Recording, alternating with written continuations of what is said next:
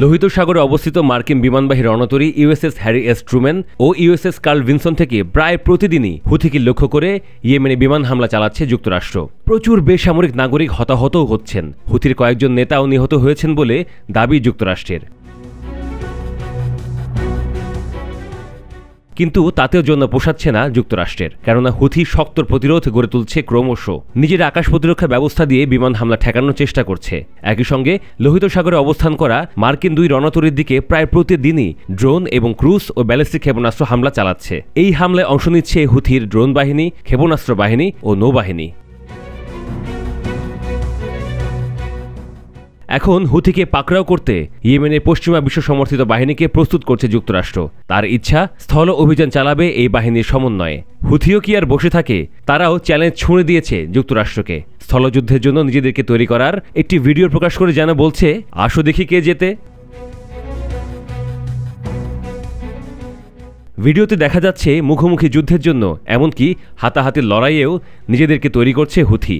খালি হাতে ও অস্ত্রসহ শারীরিক কসরত ও মহড়া দিয়ে চলেছে কয়েকশো হুথি যোদ্ধা।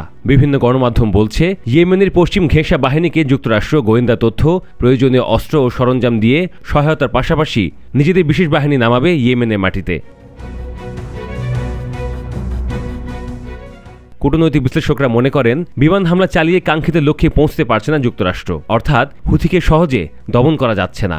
মাঝ দিয়ে বহু বেসামরিক নাগরিক হতাহত হচ্ছেন বলে সমালোচনার শিকার হচ্ছে যুক্তরাষ্ট্র। তাই ইয়েমেনের মাটিতে পা ফেলেই তার আশীর্বাদপুষ্ট ইয়েমেনি বাহিনীকে সঙ্গে নিয়ে হুথিকে মোকাবিলা করতে চাইছে যুক্তরাষ্ট্র। তাই হুথিও তেমনিভাবে প্রতিরোধ ও পাল্টা আক্রমণের প্রস্তুতি নিচ্ছে। ফলে দিন যত যাচ্ছে মধ্যপ্রাচ্যের এই অংশকে ঘিরে উত্তেজনা আরও বাড়ছে। সেই প্রস্তুতির অংশ হিসেবে হোদেইদা সহ অন্যান্য ঘনবসতিপূর্ণ এলাকাগুলোকে কেন্দ্র করে মাইন পেতে রেখেছে হুথি। আরেকটা ব্যাপার হচ্ছে, যদি স্থলভাগে মার্কিন ও সহযোগী বাহিনীগুলোর সাথে হুথি মুখোমুখি হয় তাহলে অন্য একটা মাত্রা পেতে পারে। কেননা সম্প্রতি ইউরোপীয় গণমাধ্যমগুলো অভিযোগ করেছে, হুথির কাছে নাকি মার্কিন অস্ত্র রয়েছে এবং এগুলো সে কিনেছে তালেবান সরকারের কাছ থেকে কালোবাজারির মাধ্যমে। আলোচিত ওইসব অস্ত্রের মধ্যে M4 রাইফেল ও M16 রাইফেল অন্যতম।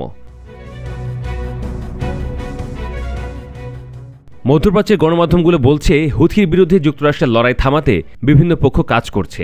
এমনিতে ইয়েমেনে অনেক ক্ষয়ক্ষতি হয়েছে এবং মধ্যপ্রাচ্যের জলপথগুলো দিয়ে বাণিজ্যিক জাহাজ চলাচল বন্ধ হওয়াতে অর্থনৈতিক ক্ষতিও হচ্ছে বৈশ্বিকভাবে।